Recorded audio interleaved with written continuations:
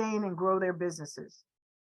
Agencies are also prioritizing equity in implementing new programs that invest in American communities under landmark legislation, including the American Rescue Plan, the Bipartisan Infrastructure Law, the CHIPS and Science Act, and the Inflation Reduction Act. To give you just a few examples, through these landmark laws, we're replacing poisonous lead pipes that go into 10 million homes and 400,000 schools and childcare centers, so every child in this country can drink clean water. We're replacing the nation's existing fleet of school buses with clean and zero emission buses to ensure that cleaner and healthier air is available for our children and families. We're relieving debt obligations for tens of thousands of distressed farm loan borrowers and farmers who've experienced discrimination. We're deploying record investments to tribal nations and Native communities to provide affordable high-speed internet, safer roads and bridges, modern wastewater and sanitation systems, clean drinking water, reliable and affordable electricity, and programs for climate resilience and drought mitigation. We're closing long-standing loopholes that enabled for-profit colleges to aggressively target veterans and service members and low-income students. And we're conducting robust outreach to veterans, particularly veterans in underserved communities, to ensure that they know they are eligible for benefits and healthcare under the newly enacted PACT Act. Already, we've achieved the most equitable economic recovery in memory and created a record 12 million jobs, including 800,000 good-paying manufacturing jobs. We've brought down unemployment nationwide, and in particular for Black and Latino workers, for whom unemployment rates are now near 50-year lows. And we're keeping our foot on the gas. Equity remains a key priority for President Biden, and he reaffirmed his unwavering commitment to this equity mandate today with his second executive order on further advancing racial equity and support for underserved communities through the federal government. This new executive order strengthens the administration's commitment to build an America in which all can participate, prosper, and reach their full potential. And the executive order directs federal agencies to publish annual action plans about how each agency is leveraging all of its resources and programs to advance more equitable outcomes. In developing these action plans, the executive order directs agencies to engage regularly in consultation with underserved communities, especially those communities that face legacy exclusions in engaging with the federal government. The president's renewed mandate directs federal agencies to increase support for rural and urban communities alike to ensure that there's more equitable development in all of our communities. The executive order also recognizes the importance of fully delivering the promise of our civil rights laws by reinvigorating federal civil rights offices, while preparing to address the emerging threats to civil rights posed by technology and algorithmic discrimination. It also directs agencies to strengthen their internal efforts on equity, establishing senior leadership teams to coordinate this whole of government mandate. And the executive order directs agencies to use the federal budget, regulations, and other important tools to advance equity for all communities. For example, it formalizes the president's goal of increasing the share of federal contracting dollars awarded to small disadvantaged businesses by 50% by the year 2025. All of this work matters deeply for communities across the country, and we're excited to continue implementing this equity mandate. With that, I'm pleased to turn it over to my colleague and friend, Shalonda Young, Director of the White House Office of Management and Budget. Thank you so much, Susan. I'll call you Ambassador Rice on here, but you are indeed a friend, especially all the work you've done in the equity space. We all owe you a debt of gratitude, so thank you so much for your remarks. As you heard from Ambassador Rice, this work does not happen overnight. It doesn't even happen in the first half of a first term. It takes time. OMB is here to make sure that work started with the president's day one EO and the work that will continue with this new EO gets done. As the president likes to say, we finished the job. As a member of the president's economic team, I've heard him speak many times about how we need to grow the economy from the bottom up and the middle out. And this administration has acted accordingly. That's why, for example, we've seen Black and brown unemployment near historic lows. This did not happen by accident. And it's a result of this president's insistence that we must build an economy that works for all Americans. Today's EO is another tool we have to affect outcomes so that people feel it in communities that have often been left out or left behind. So today I want to tell you about just 3 of the many ways that OMB is making sure the president's equity agenda becomes a reality. First, we're continuing to advance equity in federal procurement. The federal government is the biggest purchaser of goods and services in the world, but only a small share of federal agencies' total eligible contracting dollars typically go to small disadvantaged businesses. Whether that is a women-owned small business, service-disabled veteran-owned small businesses, or minority-owned businesses, the president made a historic goal for small disadvantaged businesses to be awarded 15% of federal contract dollars by fiscal year 2025. And you heard Ambassador Rice speak to that.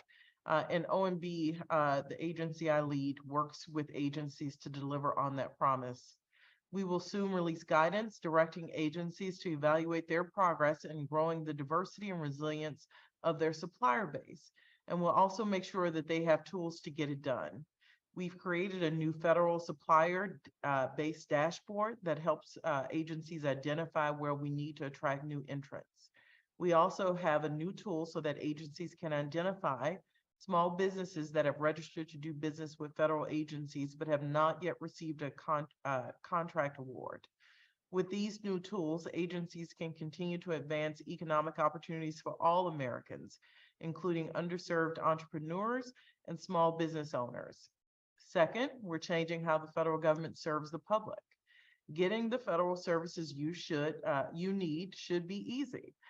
You shouldn't have to guess what 3-letter agency to go visit and figure it out. That's not always the case. It is not always easy for people to find government services. Too often, people face a maze of agencies and websites and phone numbers, and it's often those who need those services the most who have the hardest time accessing them. That's why this administration has made improving service delivery a major priority from the very beginning. Here at OMB, we focused our efforts on the federal programs that touch the most Americans, have the highest volume of transactions a year, or have an outsized impact on the people we serve. Our team has been researching people's experiences, interacting with the government at 5 key life moments. Having a child, something I'm very familiar with, having a 16-month-old, recovering from a disaster, facing a financial shock, transitioning from active duty service to civilian life, and approaching retirement. We'll use that research to work with agencies to fix the challenges too many Americans face when trying to access the services they need. The last area of work I want to highlight is OMB's efforts to revise the standards that guide how federal data on race and ethnicity is collected and reported. Agencies must follow these standards when they are collecting data. And we know that data matters a great deal. What gets measured gets done. But these standards haven't been updated in roughly 25 years, and a lot has changed since then. That's why last summer, OMB launched a formal process to revise these standards so that they better reflect the diversity of the American people and the challenges and opportunities they face. Last month, a working group representing more than 20 federal agencies released an initial set of recommendations that would collect race and ethnicity together with a single question, add a response category for Middle Eastern and North African, among other things. These recommendations are not final. We want and need to hear from the public on these recommendations to make sure that we get it right. So I encourage you to get involved in the upcoming listening sessions and virtual town halls so we can hear your views and incorporate them into the process. In conclusion, Ambassador Rice and I often talked about how achieving equity is a generational undertaking. We've committed to doing this work. We are committed to doing this work, and in doing it so that it lasts long after any of us are in these seats and are in these offices. I want to thank Ambassador Rice for getting us together for this. And with that, I'll conclude my remarks. Thank you.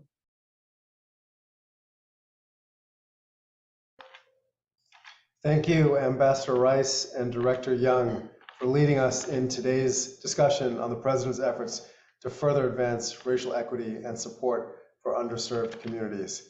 I'm Chirag Bains, Deputy Director of the White House Domestic Policy Council and Deputy Assistant to the President for Racial Justice and Equity. Over the past 2 years, agencies have undertaken historic work toward ensuring that federal programs are serving the American people in an equitable and just manner, and supporting communities that have been locked out of opportunity for too long. We're going to hear now from 3 equity champions within the administration who are helping to lead the work of federal agencies to advance racial justice and equity more broadly to support all underserved communities. Let's bring in our senior administration officials. I'm honored to introduce Deputy Secretary Julie Su from the Department of Labor, Deputy Secretary Adrian Todman from the Department of Housing and Urban Development, and Assistant Secretary Catherine Lehman from the Department of Education's Office for Civil Rights. All 3 of your agencies play vital roles in advancing equity for the American people, at work, at school, in people's neighborhoods, and at home. Let's start with Deputy Secretary Todman. Deputy Secretary Todman, ensuring all communities can access safe and affordable housing is a bedrock part of achieving equity. But for so many communities, especially Black and brown communities, discriminatory practices like redlining have resulted in residential segregation that is still pervasive today. And discriminatory practices have made it harder for communities of color to build intergenerational wealth through home ownership. How is HUD protecting communities that have long faced discrimination in our nation's housing market and advancing equity for renters and homeowners who face barriers? Thank you so much, Chirag. It's great to see you and my fellow colleagues who are here. I'd like to first thank Ambassador Rice and Director Young for hosting this very important conversation today. You know, it's been an honor to serve in an administration that looks to history to help inform how we move forward. And it is under the leadership of our secretary here at the Department of Housing and Urban Development that we've been combating homelessness with urgency, expanding access to affordable housing opportunities, ensuring disaster recovery, closing the racial homeownership gap, and centering equity, and very specifically racial equity along the way. And let me tell you about that why. Well, Black people represent 13% of the US population. We make up about 40% of our homeless neighbors across America. The Fair Housing Act, which explicitly prohibits discrimination in housing, and was signed into law in 1968, but the racial wealth gap is as big today as it was then. And people with low incomes and people of color are the least likely to be able to prepare for a storm as it arrives, and the least likely to be able to recover from one. You know, at HUD, we cannot do our work effectively without facing history and facing these facts. And over the past 2 years, we've taken several actions to that, and I want to share two with you briefly. First, the work that we have done in appraisal bias. And second, the work that we are doing to finally fully implement all the elements of the Fair Housing Act. I'll start with appraisal bias. 100 years ago, 100 years after the Tulsa race massacre in June of 21, President Biden and Vice President Harris established an interagency task force to take a hard look at appraisal bias and its impact. That task force is being led by our very own Secretary Fudge and Ambassador Rice. And you might say, why? Why this work? All things being equal, a house in a Black or brown neighborhood is appraised at roughly 20% less than one in a white neighborhood. The work over this past year brought together a robust team of cabinet level and independent agencies to speak in one voice and exact change under existing authorities so families of all backgrounds and all neighborhoods can have a better chance at building generational wealth. And less than a year after the task force was established, we sent to the president an action plan, not a thought plan, but an action plan that constitutes the most wide-ranging set of reforms ever to advance racial equity in the home appraisal process. And we didn't stop there. Every day we're working in earnest to deliver results together to empower consumers, make the appraisal industry more accountable, cultivate a well-trained and diverse appraisal workforce, and to make sure technology does not perpetuate bias. At HUD, we've made $28 million available to fund testing, education, and outreach efforts on communities on this issue. And further, we're working to give people who are seeking HUD mortgages, HUD mortgage financing, an avenue for recourse if they believe that their appraisal may have been skewed. And there's more information about this work that everyone here can find on our website. Second, I want to spend some time talking about the full promise of the Fair Housing Act, which is already the law of the land.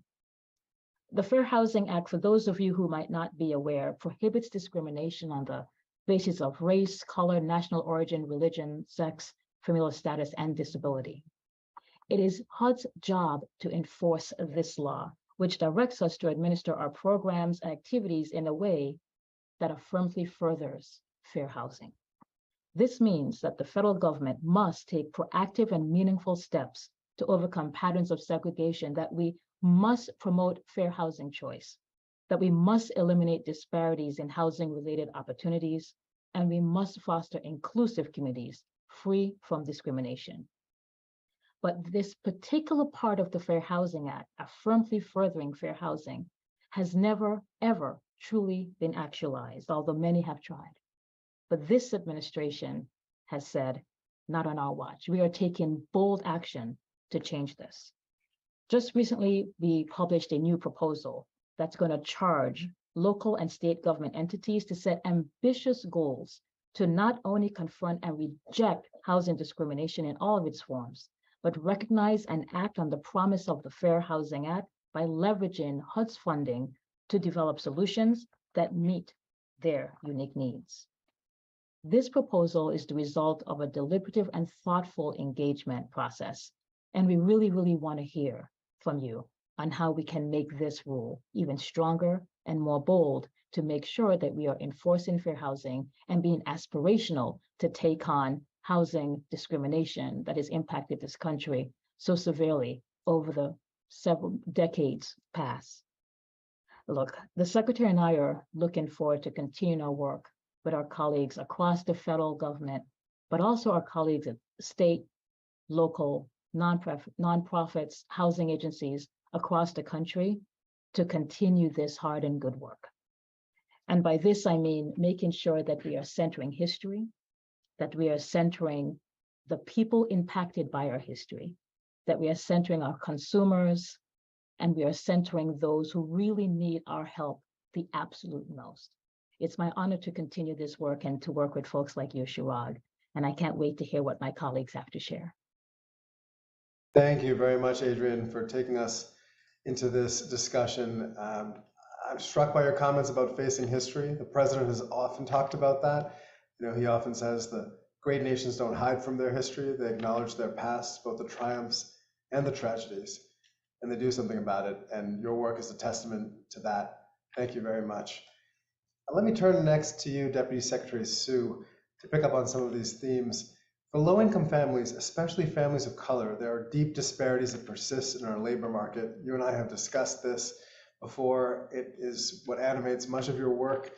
Thanks to the president's work to lead an equitable economic recovery, we've brought unemployment rates to historic lows. That includes nearly the lowest levels in 50 years for workers of color. But we know that most underserved communities continue to face discrimination and real barriers to accessing good jobs with fair pay. How is DOL advancing equity for workers? And more than that, how should we confront the zero-sum thinking that if underserved communities have better jobs, that leaves fewer opportunities for others?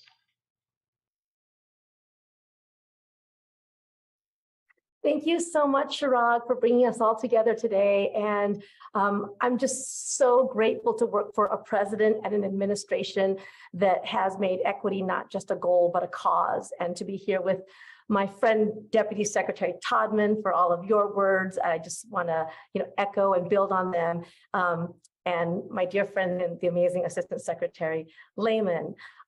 So here at the Department of Labor, we're really laser focused every day on helping to fulfill the president's vision of an economy from the bottom up and the middle out.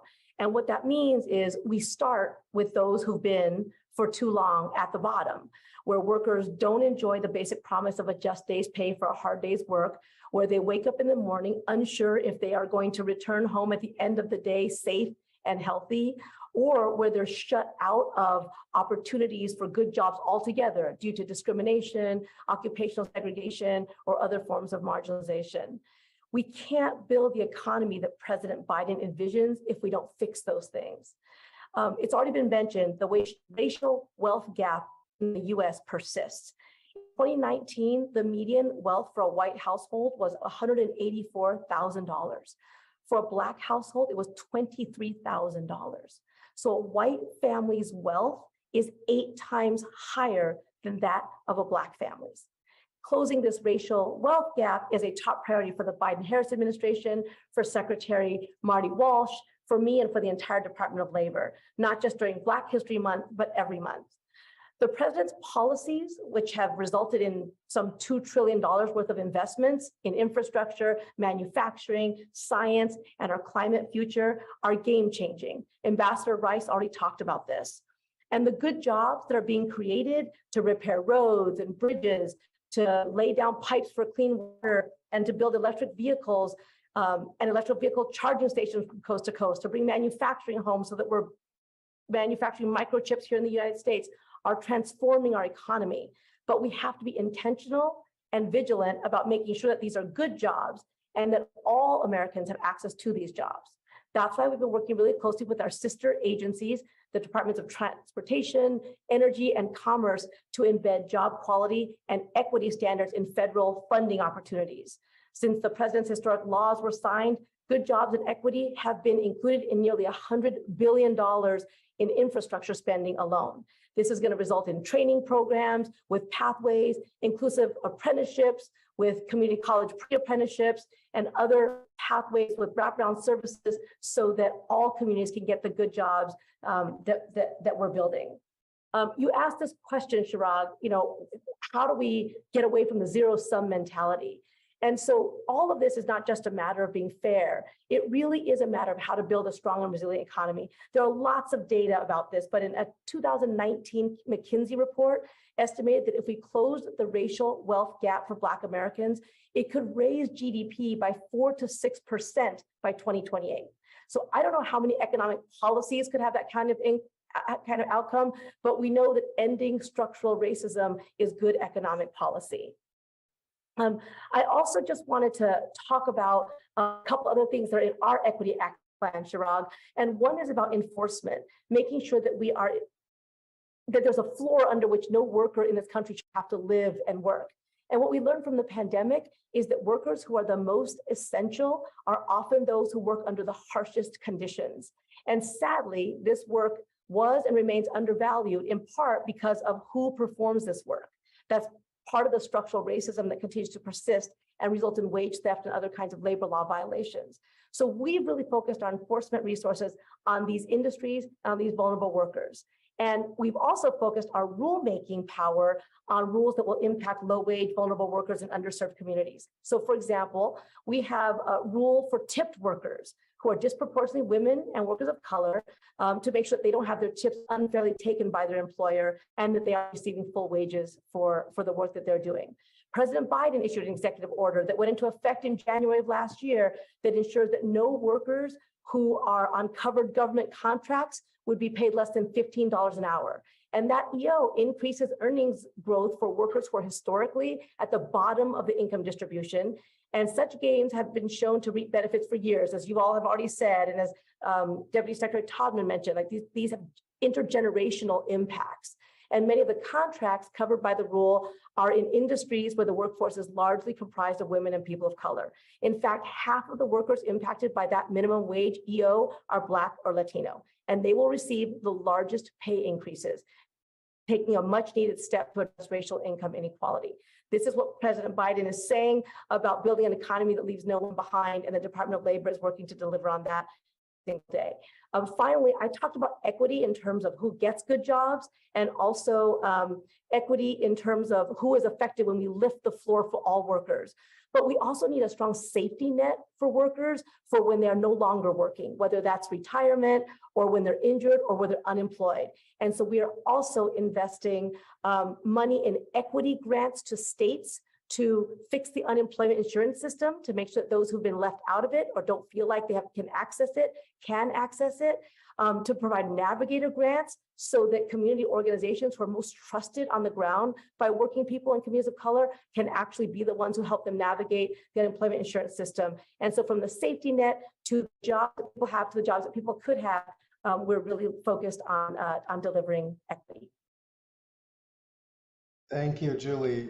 You covered a lot of ground there. I especially appreciate what you said about the floor and lifting the floor. When we lift each other up, we're all lifted up. And that is definitely at the heart of the president's executive order today. You also talked about enforcement. And so I'm thrilled to turn next to Assistant Secretary Catherine Lehman, who leads enforcement of the civil rights statutes that the Department of Education has jurisdiction over, to talk about the critical role that civil rights has to play in our equity and racial justice mandate. The EO signed this morning by the president has a section in it that specifically directs agencies to elevate their civil rights offices, properly resource them, and prioritize enforcement work.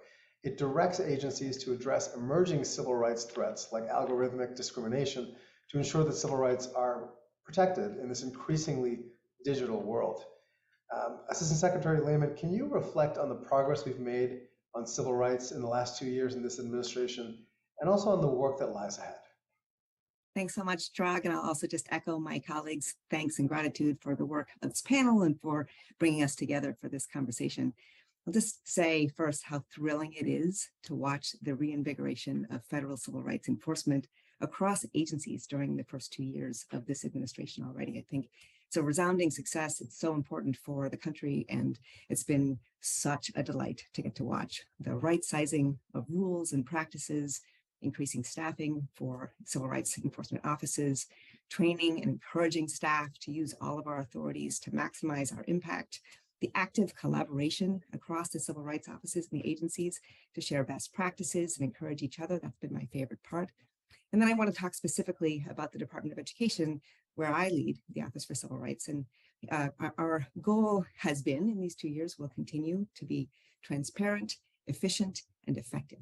So we want to share our message. We want to make sure that we are moving as fast as we can to get as much redress as school communities need.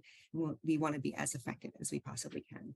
So toward that end, we've revised our complaint processing manual. We built a new tool for speedier relief for complainants who seek that tool and can use it.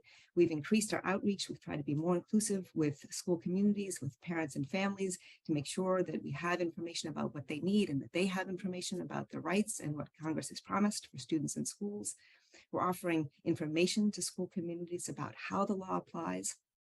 We're clarifying timely issues such as how we work to redress anti-Semitism in schools and when and how it is permissible to address systemic racism. We're working to close older cases while keeping pace, remaining current with the new ones that are coming in. We're sharing staff training across all of our offices. We have 12 offices around the country for emerging civil rights issues in the pandemic context and otherwise.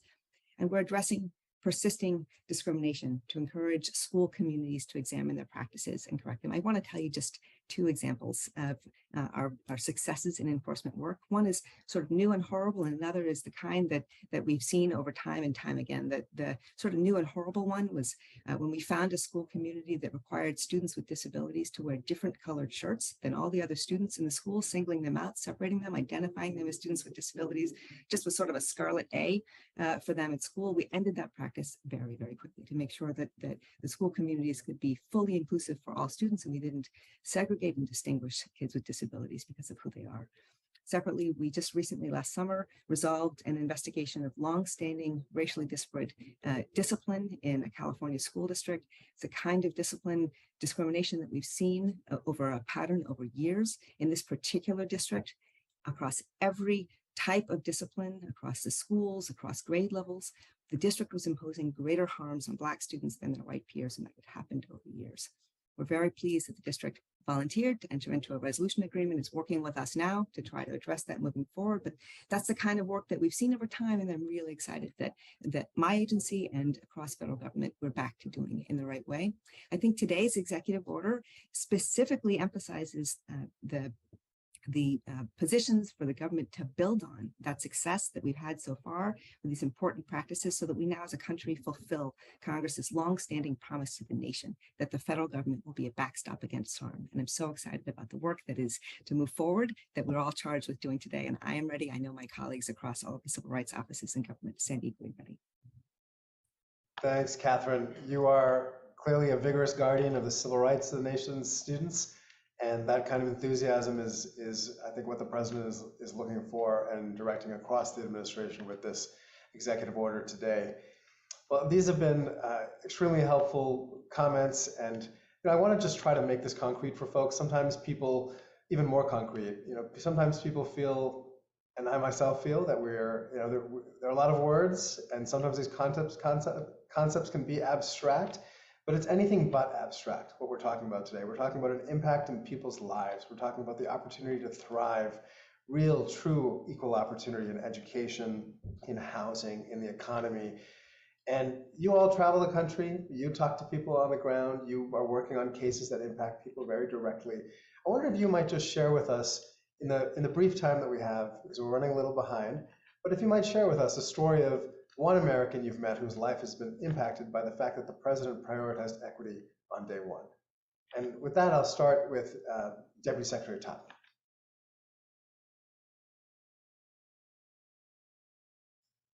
Deputy Secretary Todman, you are on mute still. Oh, my apologies. You would think I'd know by now, but so I'll go quickly. I know we are short in time. I was recently in Seattle, and where many folks across the country, particularly those in Seattle, know is encountering a fairly intense homelessness crisis right now. And as I mentioned before, disproportionately, many people who are homeless are Black and Brown. But while I was there, I was fortunate to encounter a very special group of people that's been brought together by the colleagues we work with in Seattle in King County. And it was individuals who are formerly homeless, and they were part of a lived experience coalition. And this was 2 Black women and 1 brother. And they were, really thrilled to be able to take the things that they had learned and endured as our homeless neighbors to bring it to the table in solution making for how to really present and use HUD's funds to make sure that others that look like them, who are homeless, as they once were, to be able to make those solutions in a really practical way. And that would not have happened without the centering of equity, the deploying of HUD's technical assistance, and quite frankly, the use of HUD's funds in American Rescue Plan to get people housed. And I know we're short on time, but one last thing. I was in Puerto Rico, where many people may not know that Puerto Rico very unfairly did not have access to their disaster recovery funds until this administration was what came into place. And while I was there, I was able to visit with a senior gentleman who was telling me about how horrific Hurricane Maria was for him. And I held his hand, and he was so happy to know that someone, from the US, someone from the Biden administration was there and who cared, and who finally allowed the Puerto Ricans who had suffered so much through that hurricane and other storms since then finally had access to the disaster recovery funds that they were due. I mean, if nothing says this administration has made an impact between these African Americans in Seattle who are teaching and learning at the same time to this Latino gentleman in Puerto Rico who finally had a home, it was a blessing to experience and makes me proud to be part of this Biden team.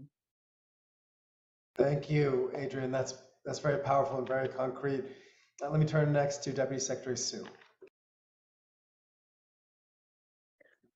Okay, Chirag, so I don't know which one to talk about. The worker who got a healthcare benefit that they needed, or who took medical leave, and was not fired from their job, or the resilience workers that the secretary and I met with at a parking lot in New Orleans, who are the people who chase disasters and do cleanup afterwards, and are often not paid for that work, or teachers who were talking about what it was like to get them through the pandemic. But I will talk about a farm worker, because we know that farm workers have not only carried us through the pandemic and hard times, but continue to be the ones who put food on our tables. And this is a farm worker, a Black farm worker in Sunflower County, Mississippi, where employers have abused the H-2A system to bring in white workers from South Africa to replace the Black workers. And the H-2A program exists to allow employers to hire foreign workers only when US workers are not available. And so this Black farm worker was a third generation farm worker, and who had lost a job, and then who reported rampant wage theft on the farms. And so as a result of this administration's focus on equity, the Department of Labor has, for the first time ever, investigators in the Mississippi Delta. We know that we need to be where workers need us the most. And so we were able to do an investigation. We were able to collect back wages. This farm worker said that he used the money to pay basic house bills, which, when the president talks about people needing breathing room, we know that for many low-wage workers, that is a luxury they do not yet have. And following this effort, we also learned that Black farm workers in the Mississippi Delta received a raise to $12.45 an hour without any explanation. So we would like to believe that our focus on equity, that when the federal government demonstrates that we are on the side of hardworking working people, that we can make a difference, and he's an example of that. Thanks, Julie. Working people are the backbone of this country, and we appreciate all you're doing to make sure that every one of them has a good job, fair wages, and fair working conditions. Deputy Assistant Secretary Lehman, I'll turn it to you to close us out. Great. Well, like my colleagues, I'm going to fight the hypothetical a little bit and give you two stories, but I'll be fast. So one is just picking examples from recent resolution agreements. Just in December, we resolved a race harassment investigation of a school district in Iowa.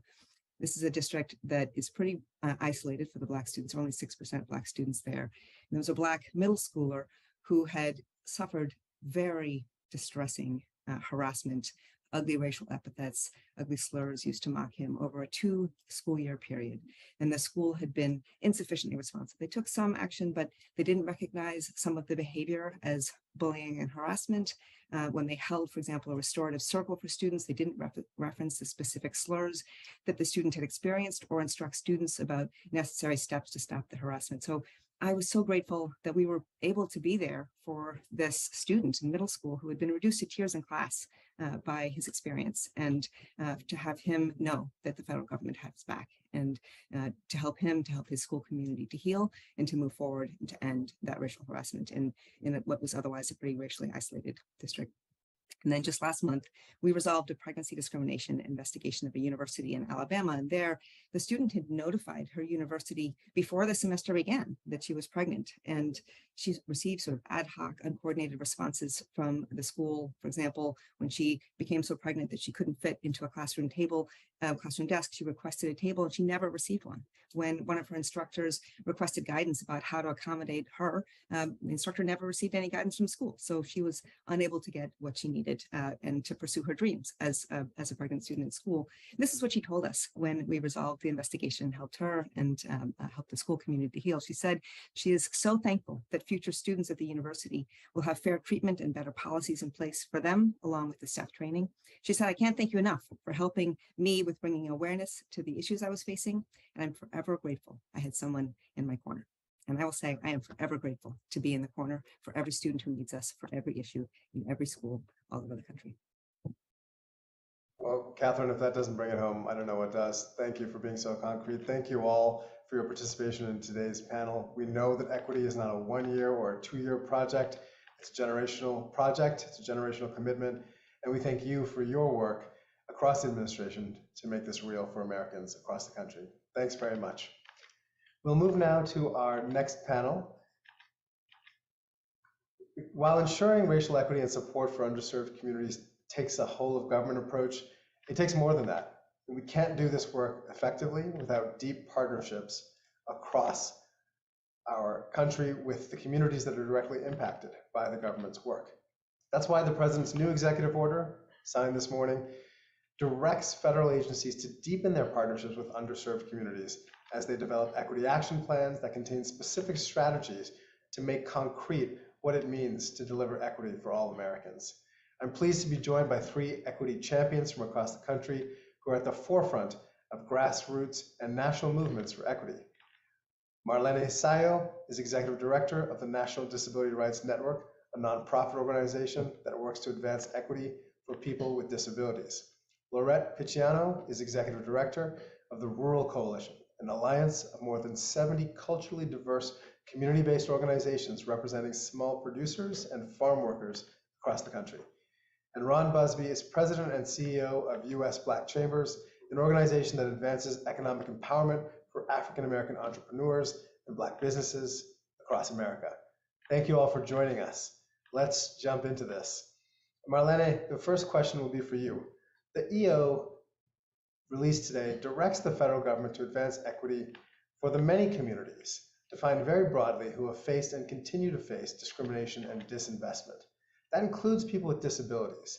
As a disability rights advocate and an advocate for racial justice, talk to me about how the president's equity mandate has impacted your advocacy work with the federal government and with other partners.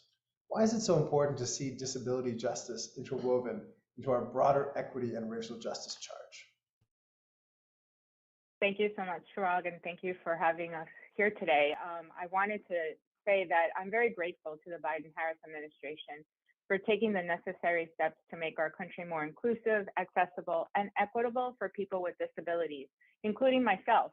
I'm a Latina, Afro-Latina at that. I have an invisible disability and I am an immigrant. And for far too long, individuals like myself and others have been excluded from the table during the decision-making process. We've had to push to ensure that solutions to issues such as access to affordable housing or access to the polls included and addressed our needs in an equitable and just fashion. And we have often been an afterthought, if any, during the decision-making process. But this administration has actually adopted a whole of government approach, which has allowed us within the disability community to be part of the decision-making discussions and processes being put in place by a lot of the federal agencies currently. I myself have been invited to many conversations, and this has allowed me to also collaborate with other agencies in the community, both civil rights and disability rights, to address these needs. And I want to say that some great civil rights leaders, like the ones that we heard from today, Deputy Secretary Lehman and Deputy Secretary Todman, are continuously striving to advance civil rights and ensure that the rights of people with disabilities, including our youth with disabilities, are being protected. And I feel that our concerns are being acknowledged, and there has been positive movement. For instance, we saw a big push by the administration to ensure that communities of color in the disability community had access to COVID-19 testing and vaccinations. The administration proposed to phase out the subminimum wage provision in Section 14 of the Fair Labor Standards Act. And time again, the Department of Education has fought for the civil rights of students with disabilities during COVID and beyond. And so I believe that this administration realizes that the disability community is not monolithic, that we are unique and essential. And it also recognizes that each and every one of us in the disability community has strengths and needs that must be met, and that we are a very powerful community. Undoubtedly. Thank you, Marlene, for sharing those thoughts. Laurette, let me turn to you next. Ensuring investment and support in rural communities is a core part of the administration's equity mandate. This new EO calls for agencies to expand economic opportunities in rural communities. There is a specific provision about that. It also directs agencies to expand their engagement with the communities that are most directly impacted. And again, that includes rural communities. Rural communities have long faced disinvestment, and as agencies move forward with their action plans, I'd love to hear, how do you think they can best ensure that federal policy development is responsive to the lived experience and needs of rural and underserved communities? Thank you. I'm really happy to be here and really believe that the Domestic Policy Council is a really important entity. One of the things that needs to happen with policy is to make sure that rural communities, that somebody is listening to them and understands their value and their ability and capacity to do things. We applied to do a vaccine outreach program with Rural Coalition, 15 of our member groups, and a shared project with the National Alliance of Farm Worker Women.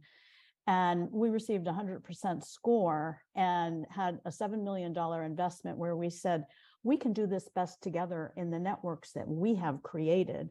And when the government sees us, we were able to go out with half of the money and 15 groups to do 1,000 events and, document at least 70,000 vaccines in some of the poorest and most, community vulnerable communities. And it was the first time we used data to map who we represented, which were, if you use the CDC Vulnerability Index, these are the most vulnerable rural communities.